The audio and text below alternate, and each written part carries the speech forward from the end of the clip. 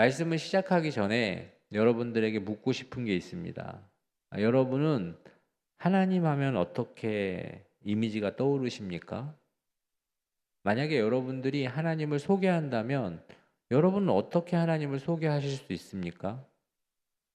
저는 여러분들이 그 이미지를 한번 쫙 그려보십시오. 여러분의 하나님은 어떤 하나님이신지.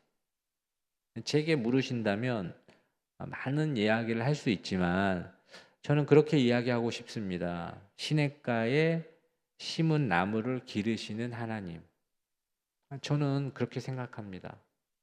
하나님은 저를 시냇가에 심은 나무처럼 그 심겨진 나무가 부족함 없게 저를 기르시는, 저를 공급하시는, 저를 지키시는 그 이미지가 제게 하나님을 소개하고 싶은 이미지입니다.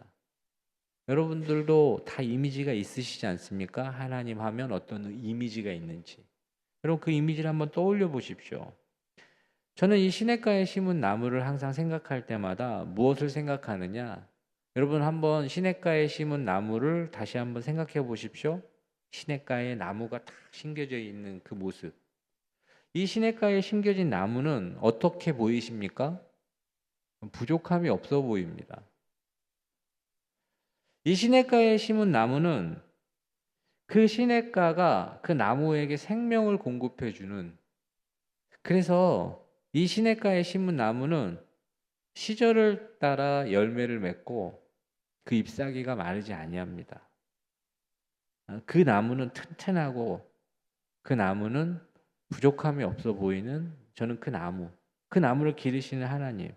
저는 이처럼 하나님이 함께 하시는 그 모습이 항상 시냇가에 심은 나무처럼 느껴집니다. 그래서 시냇가에 심은 나무처럼 그분의 생명의 기운이 우리에게 쭉 들어오는 겁니다. 우리가 알지 못하고 깨닫지 못하지만 쭉 들어와서 어떻게 하느냐? 우리를 살리고 풍성하게 하시는 하나님. 마치 저는 이것을 무엇이라고 생각하냐면 소리 없이 우리에게 스며들어 우리를 살게 하는 그 자연의 숨결 같은 느낌이 듭니다. 여러분, 물이 있으면 무엇이 있느냐? 생명이 있습니다. 물이 있어야 생명이 자랍니다. 그런데 물이 없으면 생명은 말라가고 시들어 버립니다. 여러분 사시는 곳에 물이 단수가 되는 생각을 한번 해보십시오. 제가 최근에 사는 곳에 단수가 된 적이 있습니다. 그런데 그냥 단수가 됐나 보다 이게 아니라 우리 삶 속에서 씻지도 못하고 빨래도 못하고 심지어 화장실도 못 갑니다. 아, 정말 불편함을 경험하는 그 순간, 아, 이게 물이구나. 여러분, 빛은 어떻습니까? 빛이 있는 곳에는 생명이 자랍니다. 그러나 빛이 없으면 생명은 곧 시들어버리고 죽게 됩니다. 같은 이야기일 수는 없지만 여러분이 사는 곳에 정전이 됐다고 한번 생각해 보십시오. 아, 정전이 됐구나. 이렇게 생각이 안 듭니다. 그러니까 모든 게 다 멈춰버립니다. 지금 현대사회는 정전이 되는 순간 모든 게 다 멈춰버립니다. 굉장히 불편함을 겪습니다. 공기의 흐름, 바람이 부는 곳은 어떻습니까? 그곳에도 생명이 자랍니다. 여러분, 공기가 없고 바람이 없는 곳에는 결국엔 모든 것이 죽어갑니다. 그리고 죽게 되어 있습니다. 이처럼 하나님은 하나님이 함께 하시는 곳에 물과 빛과 공기처럼 모든 것을 살리고 모든 것을 자라게 하시고 모든 것을 회복시키시고 모든 것을 고치십니다. 저는 그 이미지가 하나님께 제가 받은 이미지고 하나님이 계시는 곳에 생명의 역사가 있습니다. 그렇지만 이 물과 빛과 공기처럼 너무나도 풍성하고 충만하게 우리에게 주어지기 때문에 그것이 잠시 중단되고 없어질 때 깨닫는 것, 그것이 무엇이냐? 그 소중함을 알게 되는 겁니다. 마치 저는 하나님이 함께 하시는 것이 이것과 같습니다. 하나님은 우리에게 주시는 그 생명의 기운을 너무나도 풍성하고 충만하게 우리를 주시고 우리를 살리시고 우리를 회복시키시고 우리를 기르시고 우리를 성장시키시는 그분의 손길은 언제 우리가 그걸 경험하게 되느냐? 그것이 잠깐 중단되고 멈춰진 것처럼 느껴질 때 그 소중함을 깨닫게 됩니다. 저는 여러분들이 생각하시는 하나님의 이미지를 가지고 오늘 말씀을 듣는 게 참 중요합니다. 이스라엘 민족에게는 그렇다면 하나님은 어떤 하나님이셨을까? 저는 여러분들과 지금 계속 말씀을 나누지만 애굽의 종되었던 그들, 억압과 핍박, 어떻게 할 수 없는 그 고난 속에 하나님은 그들의 기도를 들으시고 그들을 구원해 주신 분입니다. 홍해를 만난 그들, 뭐 어떻게 할 수 없는 장애물인데 하나님은 그 바다를 갈라서 길을 만들어 주신 분입니다. 목마른 그들, 이 광야에서 목말라 물을 찾고 있는 그들이 만난 그 쓴물을 단물로 바꿔주셨던 분입니다. 양식이 없어서 어떻게 해야 되나 망연자실하고 당황하는 그들에게 하나님은 하늘에서 만나를 내려서 그들을 먹여주셨던 분입니다. 저는 이 모든 것이 하나님의 무엇을 나타내느냐? 신실하심을 나타내시고 하나님은 그 조상들과 약속하신 말씀을 하나도 빠짐없이 이루시는 분입니다. 하나님의 약속은 무엇입니까? 하나님은 말씀하신 것을 바꾸지 아니하시고 약속하신 것을 잊지 않는 분입니다. 이스라엘에게는 하나님은 그런 하나님이셨습니다. 여러분에게는 어떻습니까? 여러분에게는 하나님은 어떤 하나님이십니까? 저는 예배 중에 여러분이 경험하신 좋으신 하나님, 아낌없이 주시고 기대했던 것보다 더 좋은 것을 허락하신 하나님이 생각나길 바랍니다. 여러분 이 생각을 가지고 말씀으로 들어오셔야 오늘 말씀이 참 여러분들에게 다가갈 걸 저는 믿기에 하나님을 이야기한 겁니다. 여러분 하나님은 여러분들에게 생각해 보십시오. 기대했던 것보다 더 잘해 주셨던 분이고 더 좋게 해 주셨던 분이고 여러분에게 아낌없이 주셨던 분이고 여러분들에게 모든 것을 허락하셨던 분입니다. 우리 모두는 이런 하나님을 생각할 때 하나님이 필요하다는 걸 깨닫게 됩니다. 나의 삶 속엔 하나님이 필요하구나. 하나님의 손길이 있어야 살 수 있구나. 그렇기 때문에 하나님을 더 원해야 하는 존재는 누구냐? 사실 우리입니다. 그러나 하나님은 언제나 어떻게 하시느냐? 그 은혜의 풍성함으로 먼저 다가와 주시는. 먼저 다가오실 뿐만 아니라 우리를 원하시고 우리를 품어주시는 분. 그분이 하나님이십니다. 이스라엘 민족의 이 출애굽의 역사를 보면 항상 하나님은 그렇게 하셨습니다. 그들이 그 하나님의 인도하심을 따라 이제 어디에 도착했느냐? 시내산에 도착했는데 이 시내산에 도착한 그곳은 하나님께서 그들에게 먼저 찾아와 주시고 그들을 품어주시는 그분의 모습이 그대로 드러납니다. 그분은 그곳에서 언약을 통해 무엇을 하길 원하셨느냐? 하나님이 그들의 하나님이 되고 그들은 하나님의 백성이 되는 친히 하나님이 그들과 함께 하시겠다라고 말씀해 주시기 위하여 이 시내산으로 그들을 인도하시는 겁니다. 먼저 다가와 주시는 하나님. 이 장면은 저는 어떻게 생각하느냐? 사랑하는 사람이 그 사랑하는 그 사람을 위하여 결혼식을 준비하듯 정말 작은 것 하나 아주 섬세하게 준비하시는 그분의 손길을 봅니다. 친히 하나님은 이스라엘을 선택하시고 사랑하시고 아끼시고 보호하실 뿐만 아니라 이제 하나님은 그들과 언약을 맺기를 원하십니다. 그 언약을 통해서 영원히 하나님은 그들의 하나님이 되기로 작정하시는 겁니다. 이스라엘 백성들 입장에서는 어떨까? 여러분 이스라엘 백성들 입장에서는 정말 과분한 은혜입니다. 자다가도 벌떡 일어날 이 사건, 이것이 바로 하나님이 그들을 시내산으로 부르신 이유입니다. 아쉬운 건 누구냐? 사실 이스라엘입니다. 그러나 하나님은 먼저 그들에게 찾아오시고 말씀하십니다. 그들이 준비해야 하는데 하나님이 준비하시고 이루십니다. 그렇게 하나님은 이스라엘과 서로 언약을 맺게 되는데 이 언약이 그 언약의 내용이 출애굽기 19장 5절 6절에 나옵니다.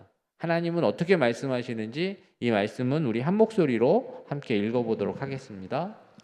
세계가 다 내게 속하였나니 너희가 내 말을 잘 듣고 내 언약을 지키면 너희는 모든 민족 중에서 내 소유가 되겠고 너희가 내게 대하여 제사장 나라가 되며 거룩한 백성이 되리라.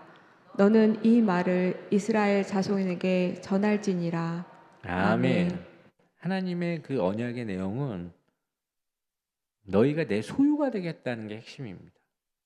근데 이 소유가 된다는 건 하나님이 탁 움켜쥐시고 교정하거나 이러는 게 아니라 원어적인 의미로 이 소유는 내 보물이 된다는 뜻입니다. 너희가 내 보물이 된다는 뜻. 여러분, 보잘것없는 이스라엘이 하나님이 그들을 먼저 찾아가셔서 언약을 맺으심으로 보물이 되는 순간이 바로 오늘 읽은 본문의 이 순간입니다. 이 언약을 무엇이라고 그렇게 부르고 있느냐? 어디서 했습니까? 시내산. 그래서 이게 시내산 언약입니다. 근데 이게 정말로 중요한 게 무엇이냐? 구약을 관통하고 있는 사상입니다. 여러분, 구약 성경이 창세기부터 말라기까지 있는데 이 내용을 전개하는 이유가 무엇이냐? 이 시내산 언약 때문입니다. 하나님은 한 번 언약을 맺으시면 변하거나 바꾸시지 않습니다. 그래서 끊임없이 문제가 일어나고 끊임없이 아픔과 상함과 고통이 있다 할지라도 이것을 통하여 다시 회복시키시고 다시 그 언약을 하나님은 이어나가시는 분. 여러분, 그것이 사실 구약을 관통하는 사상입니다. 이 언약이 위대한 것이 하나님이 스스로 이 언약의 중심에 쓰셔서 절대로 변하거나 이 어떠한 조건에도 달라지지 않는다는 사실입니다. 그래서 여러분, 이 시내산 언약은 이스라엘이 이 살아가는 이 모든 것에 여전히 존재합니다. 지금 이 땅을 살아가고 있는 그 구약 성경의 자손들이 누구냐면 유태인입니다. 근데 유태인들의 삶을 한번 생각해 보십시오. 그들은 역사 속에서 없어질 만한 위기를 수없이 겪습니다. 우리 다 아는 얘기입니다. 그런데 어떻게 됐습니까? 결국엔 살아남습니다. 여전히 존재합니다. 여전히 존재할 뿐만 아니라 전 세계에 누구도 무시할 수 없는 어떤 존재들로 그들은 명맥을 이어나가고 있고 나라의 민족입니다. 어떻게 가능합니까? 저는 이게 하나님의 손길이다라고 확신합니다. 하나님의 손길이 아니면 이해하기가 어렵습니다. 이 시내산 언약의 또 다른 중요한 건 뭐냐? 제사장 나라가 된다고 얘기하는데 그들이 태어나면서부터 읽고 있는 그 토라. 여러분, 이것이 구약 성경의 중심인데 전 세계의 하나님 믿는 모든 사람들이 이 구약 성경을 같이 보고 있습니다. 저는 예루살렘이 모든 종교의 성지가 되는 것 우연이 아니라고 생각합니다. 이것이 하나님의 언약의 능력입니다. 이 언약은 하나님의 사람 모세를 통해서 하나님이 그들과 함께 그들에게 주신 겁니다. 이 모세는 그들의 중보자로 하나님이 세우셨는데 출애굽기 19장 3절에는 모세에게 이렇게 하나님 말씀하십니다. 제가 읽어드리면 모세가 하나님 앞에 올라가니 여호와께서 산에서 그를 불러 말씀하시되 너는 이같이 야곱의 집에 말하고 이스라엘 자손들에게 말하라 라고 이야기하며 모세를 어떻게 삼으시냐? 중보자로 세우십니다. 그래서 중보자라고 얘기하면 사실 중보기도 하는 어떤 그런 그 부분을 생각할 수 있지만 사실은 이거는 사전적인 의미로도 있습니다. 이 중보자는 일반적인 의미로 두 사람 사이 이 중간에서 연결하고 화해시키는 사람을 중보자라고 합니다. 갈등이나 다툼을 조정하고 서로의 관계를 이어주는 역할을 하는 존재. 즉 중간에서 대신해서 말하고 중재하고 관계를 이어주는 자라는 뜻이 이게 중보자입니다. 그렇다면 이건 성경적인 의미에서 중보자는 무엇입니까? 성경의 의미에서 이 말씀에 의해서 중보자는 하나님과 인간 사이를 이어주는 어떤 그런 존재 사람입니다. 그게 중보자입니다. 이 위대한 이 시내산의 언약의 중보자로 하나님은 모세를 세우시고 그렇게 하기 위해서 모세를 부르신 겁니다. 그래서 이 모세는 이스라엘과 이스라엘 백성 사이를 하나님과 이스라엘 백성 사이를 이어주는 그런 중보자의 역할을 감당하고 있습니다. 아주 중요한 역할입니다. 모세가 이 언약과 함께 저는 지금 우리에게도 화자되고 기억되는 이유가 무엇이다라고 생각하냐? 이 언약의 능력입니다. 이 언약이 변하지 않고 달라지지 않기에 모세 또한 기억되는 겁니다. 이스라엘은 중보자 모세를 통해서 하나님과 언약을 맺습니다.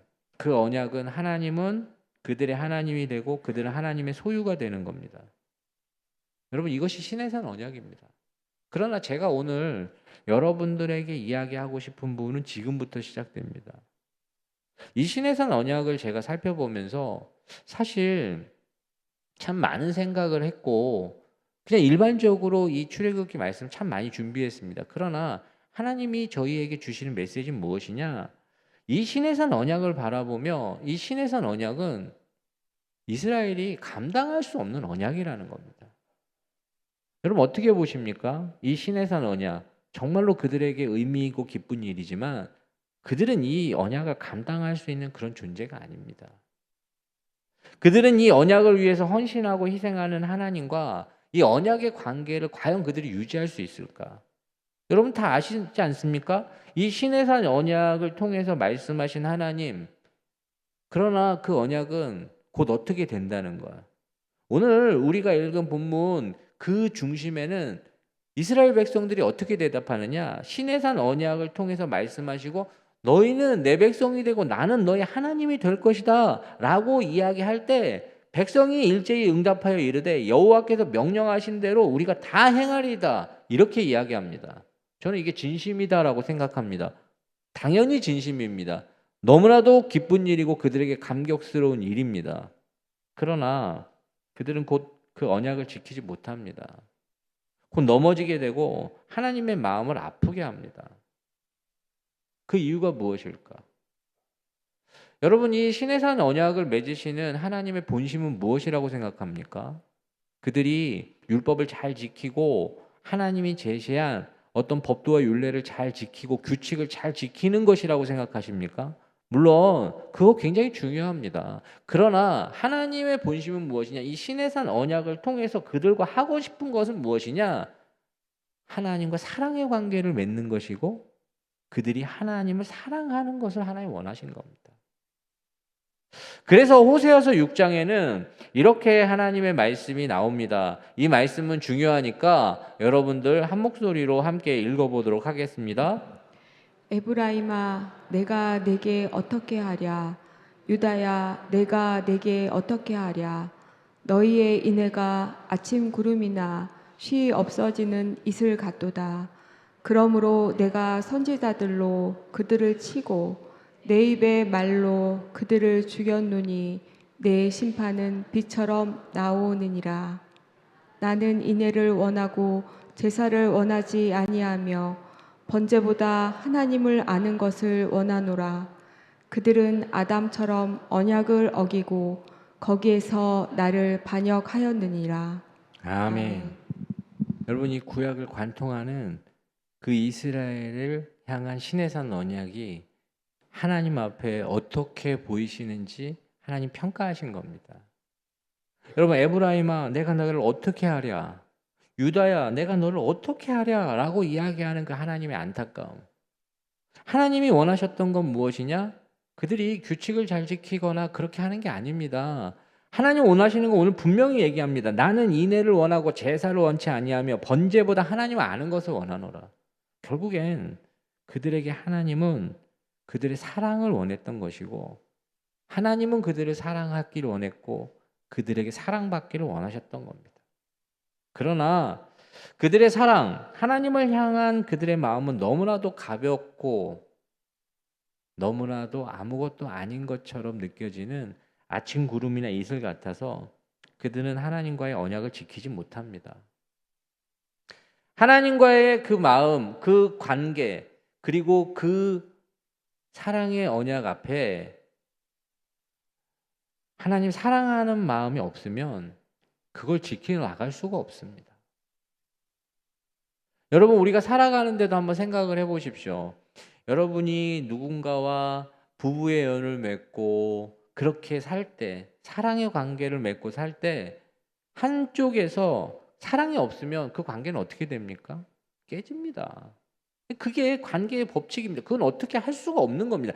이스라엘을 하나님이 아무리 사랑하셨지만 그래서 언약을 맺으셨지만 이스라엘은 하나님을 사랑하는 마음이 그 마음에 자리를 잡지 못하기 때문에 이게 안 되는 겁니다. 하나님 그들을 어떻게 사랑하셨냐면 그들에게 스스로 언약을 맺으심으로 그냥 하나님이 그들에게 메어 주시는 겁니다. 여러분, 언약을 맺는다는 건 기꺼이 그들에게 내가 내 하나님이 되어 줄 것이다라고 이야기하며 그들에게 메어 주시는 하나님. 그 이유는 아브라함을 선택하셔서 부르신 그 이유처럼 그냥 그들을 사랑해 주신 겁니다. 아브라함을 사랑하셨기 때문에 그들 자손 역시 사랑합니다. 사랑받을 만한 그런 어떤 조건이나 사랑받을 만한 어떤 그런 존재가 아니라 아브라함의 자손이고 그로 말미암아 이 땅에 태어난 그 존재들 하나님을 사랑하시는 겁니다. 제가 그 부분을 이해하기 위해서 이 말씀을 보다 그런 생각이 들었습니다. 여러분, 내리사랑이라고 들어보셨을 겁니다. 내리사랑은 여러분들이 지금 자녀가 그 자녀를 데려온다고 생각해 보십시오. 그 어린 것들이 어린 아이들을 데려올 때 그 할머니 할아버지들의 반응, 뭐 조건은 없습니다. 그냥 좋은 거고 그냥 사랑스러운 겁니다. 그게 내리사랑이라고 하는데 저도 아직 경험을 못 해봤기 때문에 잘 모르겠는데 정말 할머니 할아버지들은 그걸 그냥 피부로 느끼는 겁니다. 하나님이 이스라엘을 볼 때 어떻게 보시느냐 그렇게 보시는 겁니다. 이유가 있는 게 아니라 그냥 내리사랑처럼 그 존재 자체가 내가 약속한 그 약속의 자녀들이기에 사랑하시는 겁니다. 그렇지만 그런 하나님과 달리 이스라엘은 하나님을 사랑하지 못합니다. 왜 그렇다고 생각하십니까? 이런 사랑을 받는데 그 이유는 딱 한 가지입니다. 그 안에 있는 그 죄로 인해서 그 죄의 본성이 그렇게 못하게 하는 겁니다. 할 수 없다라는 걸 깨닫게 되는 겁니다. 여러분, 죄의 본질은 하나님을 떠난 마음인데 하나님을 떠나는 그 마음은 하나님을 사랑하고 싶지만 사랑할 수 없습니다. 그들도 이스라엘 민족도 여러분 이 언약을 지키려고 애를 씁니다. 제사도 열심히 드리고 율법도 열심히 지키고 최선을 다해서 삽니다. 종교적으로 흠이 없으려고 노력합니다. 그러나 아무리 노력해도 그 안에 있는 죄의 본성이 하나님을 떠나려고 하고 하나님 자리에 서려고만 합니다. 그들에게 하나님의 그 마음을 받아 사랑하고자 하는 마음은 정말 너무나도 찾아보기 어려운 겁니다. 하나님은 그 이스라엘 민족의 그것을 알고 있었기 때문에 이 시내산에서 하나님과 한 그 언약은 지켜질 수 없다는 걸 하나님 알고 계셨습니다. 하나님은 그런 이스라엘을 알고 계셨다는 겁니다. 여러분, 하나님이 이걸 모르셨다고 생각하십니까? 하나님이 여러분이 어떻게 나오실지 모르신다고 생각하십니까? 하나님 다 아십니다. 마찬가지로 하나님은 그런 이스라엘을 알고 있었습니다. 그런데 제가 질문합니다. 왜 그렇다면 그런 언약을 맺었을까? 왜 하나님은 그렇게 하셨을까? 그리고 왜 우리는 지금 그 이야기를 지금 이 자리에서 보고 있는가? 여러분, 이건 하나님께서 특별하신 목적이 있기 때문에 그렇게 하시는 겁니다. 안 될 걸 아는데 그 언약을 맺으시는 하나님, 그들이 하나님을 떠날 건 아는데 그래도 언약을 맺으시는 하나님, 그 이유는 무엇이냐? 그 언약을 통해서 그들이, 그리고 우리가 우리 자신의 그 본 모습, 우리의 본성을 깨닫기를 원하시는 그분의 손길입니다. 자신의 연약함을 이 언약을 통해서 깨닫게 하시는 것. 여러분이 언약을 지키려고 하나 지킬 수 없다는 것을 깨달을 때 무엇이 찾아오느냐? 여러분, 새 언약에 대한 갈망이 우리에게 찾아옵니다. 아, 이게 내가 할 수 없구나. 내가 이걸 지켜나갈 수 없구나. 그때 비로소 우리는 새로운 언약을 갈망하게 됩니다. 여러분, 우리 자신이 어떤 본성을 갖고 있는지에 대한 이해는 굉장히 중요합니다. 여러분 어떻습니까? 여러분의 그 본 모습, 어떤 본성이 있는지 알고 계십니까? 괜찮은 사람이라고 생각하십니까? 예, 저는 여기 계신 분들 제가 보기에는 다 괜찮은 분입니다. 훌륭하십니다. 그런데 우리의 본성은 언제 드러나느냐? 하나님 앞에서 여러분 정말 괜찮은 사람인지, 괜찮은 사람입니까? 하나님 앞에서 드러나는 것이 우리의 본 모습이고 그것이 우리의 본성입니다. 저는 이 땅에도 좋은 생각들이 많고 좋은 사상, 계획, 이념, 이데올로기가 참 많다고 생각합니다. 정말입니다. 그러나 그 모든 것이 이루어지지 않는 이유를 무엇으로 보느냐? 저는 인간 본성에 대한 이해가 잘못됐기 때문이라고 생각합니다. 여러분, 우리 역사의 그 구한 말에 20세기 초기에 어떤 사상이, 어떤 이데올로기가 전 세계적으로 유행했고 또 배웠다는 분, 지식인, 개혁적인 사람, 개혁적이고 개방적인 사람들이 정말로 따랐던 사상이 있는데 그게 어떤 사상이냐면 사회주의로 표현되는 공산주의입니다. 그 지식인들에게 이 사상과 이 이데올로기는 너무나도 매혹적이었습니다. 모든 사람들이 평등하게 같이 일하고 같이 나눌 수 있는 사회를 추구하는 그 공산주의. 여러분, 그러나 한 세기 만에 이 공산주의는 무너집니다. 그리고 더 이상 사람들은 이 공산주의를 좋은 정치 이념으로 생각하지 않습니다. 그 이유가 무엇입니까? 사상 자체가 잘못된 게 아니라 인간 본성에 대한 이해가 잘못됐기에 저는 이게 처음부터 안 된 거라고 확신합니다. 인간 본성은 죄로 인한 그 죄의 본성 때문에 그런 유토피아는 사람에 의해서 이 땅에 이루어지기가 불가능합니다. 사람은 우리가 갖고 있는 죄성이 그런 이상적인 것들을 이루어내기가 불가능한 존재라는 겁니다.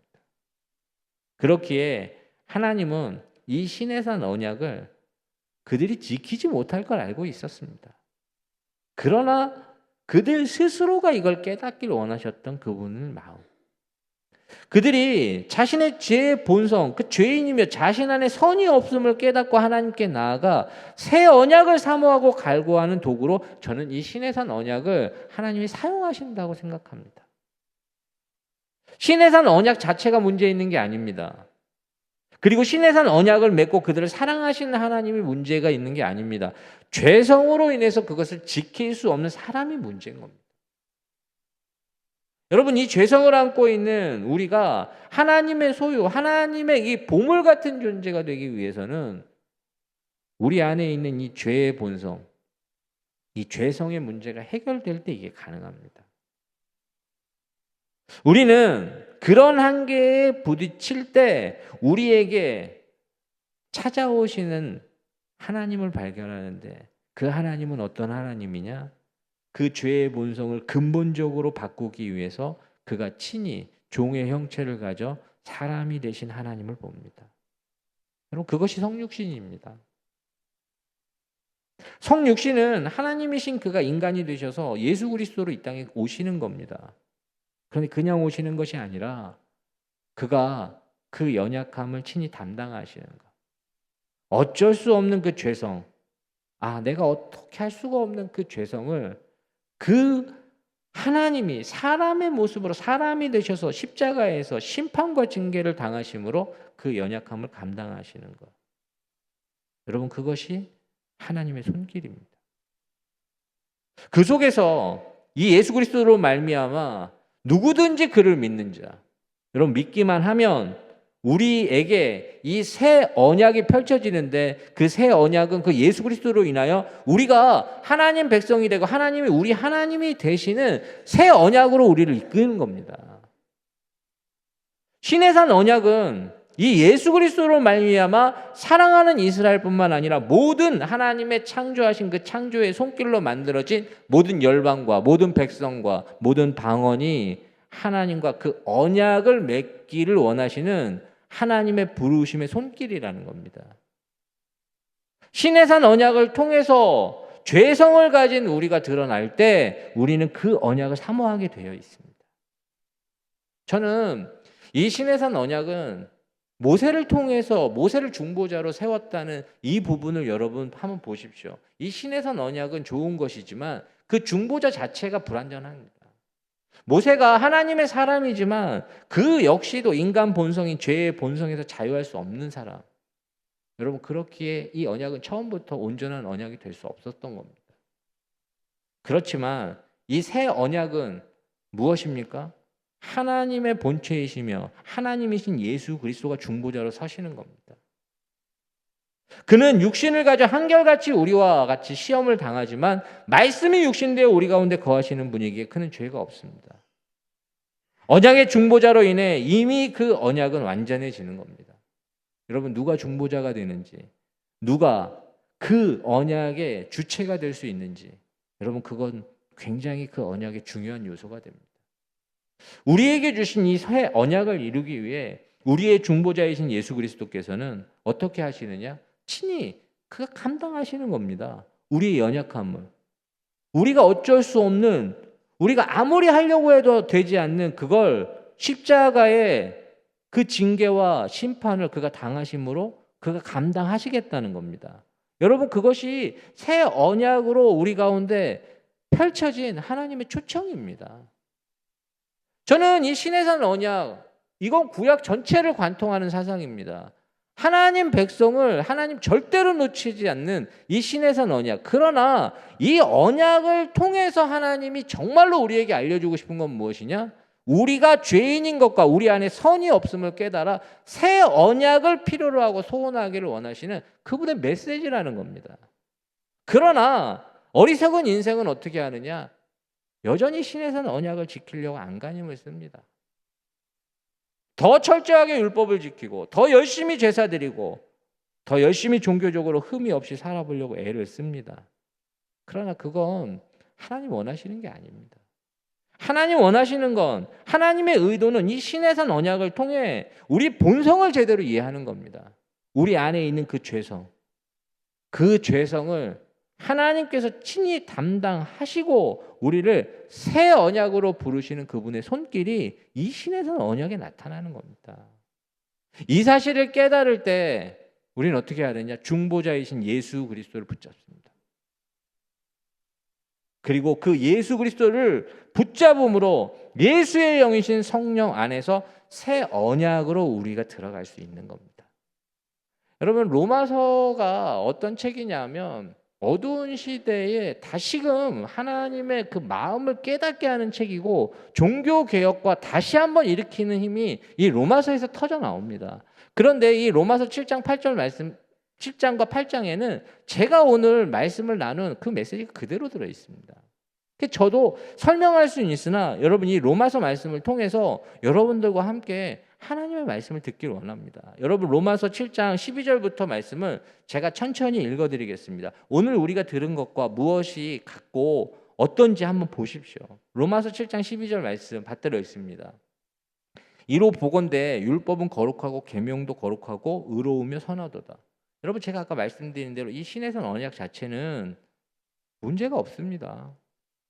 이 신해산 언약을 맺기를 원하시는 하나님도 문제가 없습니다.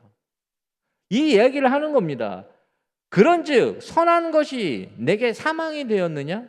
그럴 수 없느니라. 오직 죄가 죄로 드러나기 위하여 선한 그것으로 말미암아 나를 죽게 만들었으니 이는 계명으로 말미암아 죄로 심히 죄되게 하려 함이라. 여러분, 보십니까? 이 하나님의 의도를. 우리가 율법은 신령한 줄 알거니와 나는 육신에 속하여 죄 아래 팔렸도다. 내가 행하는 것을 내가 알지 못하노니 곧 내가 원하는 것을 행하지 아니하고 도리어 미워하는 것을 행함이라. 만일 내가 원하지 아니하는 그것을 행하면 내가 이로써 율법이 선한 것을 시인하노니 이제는 그것을 행하는 자가 내가 아니요 내 속에 거하는 죄니라. 여러분, 이 신해산 언약을 통해서 발견하는 건 철저한 죄성입니다. 이 율법이, 이 하나님의 말씀이 우리에게 비추는 건 무엇이냐? 우리 안에 우리의 본성을 드러나게 하는 겁니다. 내 소 곧 내 육신에 선한 것이 거하지 아니한 줄 아노니 원함은 내게 있으나 선을 행하는 것은 없노라.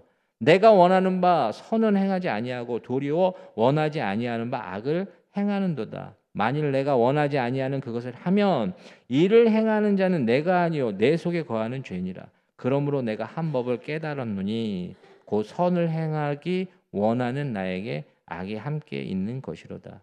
내 속사람으로는 하나님의 법을 즐거워하되 내 지체 속에서 한 다른 법이 내 마음의 법과 싸워 내 지체 속에 있는 죄의 법으로 나를 사로잡는 것을 보는도다. 오호라, 나는 곤고한 사람이로다. 이 사망의 몸에서 누가 나를 건져내랴. 여러분, 이 시내산 언약을 통하여 바울이 시내산 언약이라고 하는 그 율법을 통하여 지금 고백하는 내용입니다. 그 율법은 나쁜 게 아닙니다. 선한 겁니다. 그러나 그 속에서 그가 발견하는 건 무엇이냐? 내가 어쩔 수 없는 죄의 문제를 발견하는 것이고, 내가 이 사망의 몸에서 누가 나를 건져내랴라고 이야기하는 그의 한탄과 그의 갈망이 나오는 겁니다. 그때 여러분이 로마서 8장 말씀이 주어지는데 어떻게 주어지는지 보십시오. 로마서 8장 1절부터 말씀입니다. 그러므로 이제 그리스도 예수 안에 있는 자에게는 결코 정죄함이 없나니 이는 그리스도 예수 안에 있는 생명의 성령의 법이 죄와 사망의 법에서 너를 해방하였습니다. 율법이 육신으로 말미암아 연약하여 할 수 없는 그것을 하나님은 하시나니 곧 죄로 말미암아 자기 아들을 죄 있는 육신의 모양으로 보내어 육신의 죄를 정하사 육신을 따르지 않고 그 영을 따라 행하는 우리에게 율법의 요구가 이루어지게 하려 하심이라. 아멘. 여러분, 오늘 말씀의 핵심이 로마서 7장과 로마서 8장의 말씀이 연결되는 겁니다. 여러분, 사실 제가 이 말씀을 준비하면서 이 시내산 언약을 여러분들과 이렇게 나누어야 되나 고민 많이 했습니다. 그러나 하나님께서 성령 안에서 여러분들에게 말씀하길 원하십니다. 여러분, 하나님께서 주신 말씀은 우리가 그 말씀 어떻게 할 수가 없는 겁니다. 우리 하고자 하는데 안 되는 겁니다. 그럼 여러분들이 무엇을 소원하셔야 되느냐? 예수 그리스도 안에서 이루어지는 그 생명의 성령의 법을 여러분들이 사모하실 때 여러분은 어떻게 되느냐? 그 언약 안으로 들어가는 겁니다. 우리에게 하나님은 이 시내산 언약을 통해서 말씀하는 게 이것입니다. 우리는 하나님이 필요합니다. 우리는 하나님이 주시는 은혜로 말미암아 살아갈 수 있습니다. 그런 하나님은 우리를 사랑하셔서 언약을 맺기를 원하시는 분입니다. 너는 내 소유, 내 보물과 같은 존재다라고 그렇게 언약을 맺기를 원하시는데, 여러분, 우리는 그 하나님의 부르심에 그 언약을 지켜나갈 수 없는 존재입니다. 그렇기에 무엇을 해야 되느냐? 여러분, 그렇게 예수님 믿으셔야 됩니다. 예수님 믿으십시오. 예수 그리스도를 믿을 때 오직 예수 그리스도를 믿는 자들에게 나타나는 그 십자가의 능력이 하나님의 언약 안으로 들어갈 수 있는 은혜를 주시는 겁니다. 여러분, 이것이 복음입니다. 이것이 예수 그리스도가 이 땅에 오신 이유고, 예수 그리스도께서 이 땅에 그 어떤 것보다 행하고자 하시고 나타내고자 하시는 말씀입니다. 하나님의 언약 안으로 들어가면 영원히 하나님과 함께 하시는 겁니다. 여러분이 부족해하고 연약해서 그렇게 갈등하고 낙심할 일이 아니라 그 언약 안으로만 들어가시면 마치 시냇가에 심은 나무처럼 그분의 충만함과 풍성함이 평생에 함께 하는 겁니다. 여러분, 아까 제가 말씀드렸지 않습니까? 그 이스라엘과 맺으신 그 시내산 언약조차도 하나님은 절대로 잊지 않고 그들을 돌보시고 결국에는 그들이 이 새 언약으로 들어오기를 기다리고 계시는 겁니다. 저는 그렇게 여러분이 속한 그 모든 곳에 이 하나님의 언약으로 하나님의 은혜가 경험되어질 걸 믿습니다. 이 로마서의 이 주제는 무엇이라고 생각하십니까? 이 로마서의 주제는 다른 게 아닙니다. 의인은 없나니 하나도 없다는 겁니다. 여러분, 의인은 없나니 하나도 없습니다. 그 이유는 오직 예수 그리스도가 우리의 이 죄성과 이 연약함을 십자가의 보혈의 능력으로 감당하시기에 우리의 연약함이 하나님 안에서 다시 새롭게 되는 겁니다. 그것이 우리를 언약 안으로 살 수 있게 하는 힘입니다. 여러분, 그렇기에 여러분 십자가의 능력을 사모하는 걸 여러분 소홀히 하지 마십시오. 이 시대에 다시 한번 여러분들이 붙잡아야 되는 건 중보자이신 예수 그리스도뿐만 아니라 이 십자가의 능력을 붙잡는 겁니다. 그 십자가의 능력을 통해서 여러분들이 언약의 백성이 되는 것이고 여러분을 통한 그 언약이 영원히 계속되는 것을 저는 믿습니다. 오늘 다시금 이 말씀의 은혜가 성령 안에서 우리 가운데 주어질 수 있기를 주의 이름으로 축원합니다. 기도하겠습니다. 하나님, 이 시간 성령 하나님께서 우리에게 말씀하여 주시옵소서. 이 자리에 모든 분들이 성령 안에서 하나님의 말씀을 듣게 하여 주시고 우리가 연약하여 할 수 없는 것을 하나님이 하시는 것을 믿고 신뢰함으로 예수 그리스도의 그 십자가의 능력이 나타나는 예배가 되게 하여 주시옵소서. 예수님의 이름으로 간절히 기도드리옵나이다. 아멘.